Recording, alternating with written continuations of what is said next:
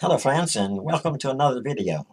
In this video about the Gospel of Thomas, we're going to be doing the interpretation and the meaning of saying number 22. Now this is actually a remake video. We'd had it up once before, but I didn't like the quality of the video, so we're trying to do better this time and see if our production can be better. I'm sure you'll be able to listen and hear it a little bit better, so just kind of stick with me on this. Anyway, saying number 22, if you have a copy of the Gospel of Thomas, you might want to get it right now and look at it and kind of read along with me, because this is long, very long indeed. One of the sayings is probably one of the longest, and it has a lot of meaning in it, because this particular saying, number 22, expresses a basic theme that runs throughout the entire Gospel of Thomas and repeats itself many times over. That's how important the message is in this video. I mean, in this one saying. So, kind of listen as we go along, and we'll try to explain it all to you so that you can go back over it later on, and you can listen to the video again, because there is a lot to it, like I said. Okay, if you have a copy of the Gospel of Thomas, I'm going to read to you saying number 22. Let me clear my throat there. Jesus saw some babies nursing. He said to his disciples, "These nursing babies are like those who enter the Father's kingdom." They said to him, they being the disciples, "Then shall we enter the Father's kingdom as babies?"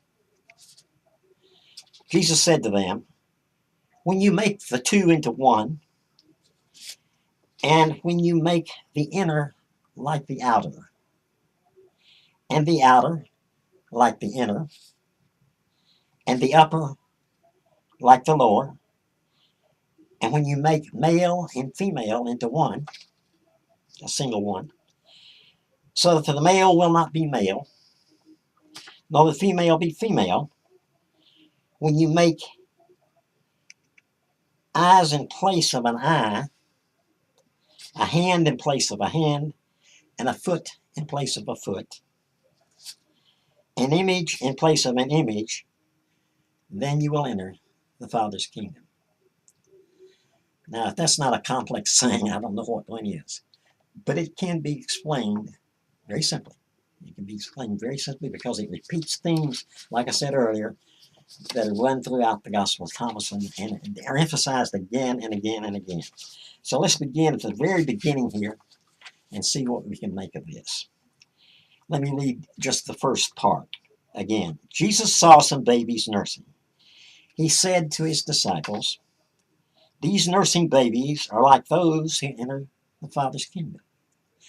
Now, a lot of people have assumed that he meant that the babies were innocent, and that it would be innocent people that would enter the Father's kingdom.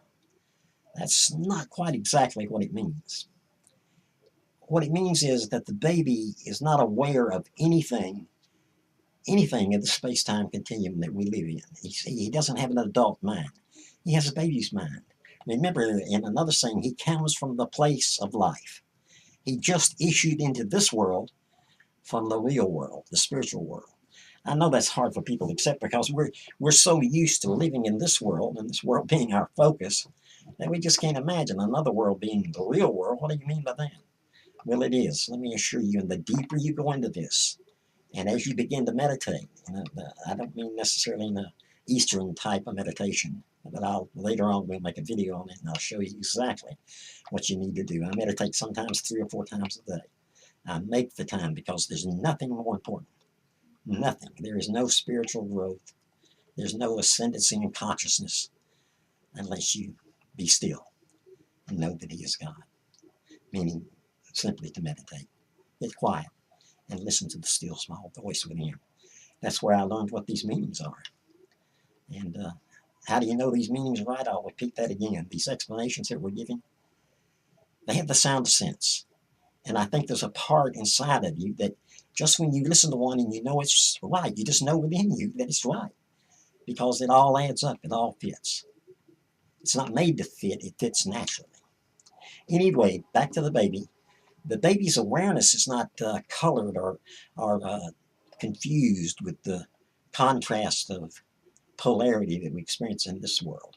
Remember, in this world, everything is polarized. Everything. There's wet and dry. There's up and down. There's right and left. There's good and bad. But in the place of life, in the spiritual world, none of that is like that. There is no good. There is no bad. There's no up. There's no down. If you can conceive of such a state, there's just a state of absolute perfection. That's what the spirit world is like, or the place of light, whichever you want to call it. So the baby is not aware of how this world functions. It begins to acquire these things as we grow older, a year and a half, 2 years, we start getting around the house and learn that things are hot. Don't touch that. Don't touch that, David Clay. That's hot. And I'd probably touch it anyway, just to say, because I was stubborn. Anyway, so the baby has an awareness of the place of life. He's coming into this world. This is all new territory. If we could just remember back to the place of life, like the baby does, you know exactly what I'm talking about. And you will one day. When you die, you'll go back to the place of life. And then you'll know what the real world is like. All right, let's read the remaining part, or the second part of this. They said to him, then shall we enter the Father's kingdom as babies. Of course, the disciples here are confused. When you read throughout the Synoptic Gospels and the book of John, you often see places where they act confused. They don't understand, and just like the Pharisees didn't understand. Well, when will the kingdom come? And like Jesus said, it doesn't come with watching, like you'd see a hawk fly across the sky. The kingdom of heaven is inside of you. But people back then, like they do today, they just do not understand sometimes these concepts. Even when we think we understand them, sometimes we're still vague on certain points. And this is where meditation, again, you'll learn when I get to that video, teach you how to do this exactly the way that I do it. Not that you have to do it the way I do it, but it is an advantageous way that I've worked out over the years, and it might help you to facilitate your own advancing consciousness. Because every time you watch one of these videos, let me assure you, and you learn one more thing about the Gospel of Thomas, one more little piece of enlightenment, then you're advancing towards that state of higher consciousness, wherein you become spiritually minded. Oh, I don't mean you become goody-goody or anything like that. Sometimes we all slip out of that. But you become more aware. And that's what spirituality is all about. It's not about religion and rotely or, perfunctorily following some kind of ritual or something like that and doing it on a weekly basis just so you've been to church. It's not about that. It's about a growth in consciousness. That's what spirituality is about. Growth into your own understanding of your own identity, of who you really are. And we'll get into that later too. There's a lot to get into later with the Gospel of Thomas, because each saying is in some way related to another saying. They're all connected, and you'll see that all 114 of them are connected. And they all lead to a purpose. They're not just scattered, obscure, enigmatic sayings that mean nothing when compared and connected to other ones. That's not the way they are. They're all connected in some way, as you'll find out. Okay, we read that part. Now, Jesus said to them, and this is his explanation of how to get to the kingdom. When you make the two into one, and when you make the inner like the outer, and the outer like the inner, and the upper like the lower, and when you make male and female into a single one, so that the male will not be male, nor the female be female. When you make eyes in place of an eyes, and a hand in place of a hand, a foot in place of a foot, an image in place of an image, then you will enter the kingdom. Okay, now there's actually two parts to that, so I'm going to have to go back over it again. I told you this was a long one, but it's an important one, so let's stick it. Just bear with me here. Let's see where I began there. Okay, when you make the two into one, that's where it begins. This is the theme that's repeated again and again through the Gospel of Thomas. Overcoming the state of polarity. The first time we humans experienced, according to the Bible anyway, and according to tradition and the allegorical story of the Garden of Eden, it's a teaching story. The first time we experienced polarity was when Adam and Eve ate of the tree of the knowledge of good and evil. Before that time, they knew nothing about good and evil. Really, they knew nothing about up and down, about right and left, the upper and the lower. They had no comparisons like that. They lived in a state of perfection. Now, the Bible doesn't express the idea that the Garden of Eden was not here on earth. A lot of people get the idea that it was here on earth. No, it was in a pre-earth type, I guess you would call it an astral, the stage of reality right before this one, right before it becomes a part of this part of the space-time continuum in this reality. That's where that's where the Garden of Eden actually existed. So they lived in a semi-spiritual state and in a perfected state. Everything was provided for them, like the Bible says. They had everything they needed to eat. Everything was provided. The mistake they made was when they listened to the serpent. Now, the serpent was not evil. He doesn't represent evil. That's not it. The Bible says in two places, be ye therefore wise as serpents.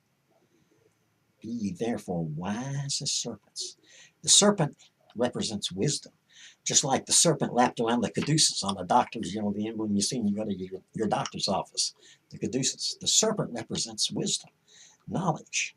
So wisdom came to Eve and told her to eat of the fruit of the knowledge of good and evil.